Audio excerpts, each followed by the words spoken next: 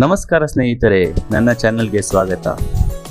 ನಿನ್ನೆ ನಾನೊಂದು ಅದ್ಭುತವಾದ ದೃಶ್ಯವನ್ನು ನೋಡಿದೆ. ಅದೇನು ಗೊತ್ತಾ? ಗ್ರಹಣ ರೀ.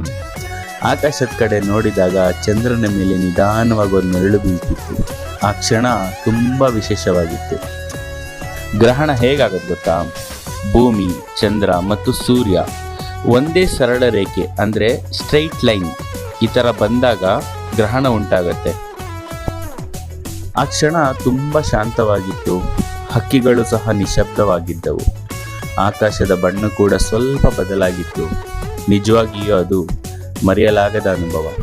ನೀವು ಗ್ರಹಣ ನೋಡಿದ್ರಾ? ನಿಮ್ಮ ಅನುಭವನ ಕಮೆಂಟ್ ಬಾಕ್ಸಲ್ಲಿ ತಿಳಿಸಿ. ಈ ವಿಡಿಯೋ ಇಷ್ಟವಾದರೆ ಲೈಕ್ ಮಾಡಿ, ಶೇರ್ ಮಾಡಿ, ಸಬ್ಸ್ಕ್ರೈಬ್ ಮಾಡಿ. ಮುಂದಿನ ವಿಡಿಯೋದಲ್ಲಿ ಮತ್ತೆ ಭೇಟಿಯಾಗೋಣ. ನಾನು ಗೊತ್ತಲ್ಲ, ನಿಮ್ಮ ಬೆಂಗಳೂರು ಹುಡುಗ ಭಾರ್ಗವ.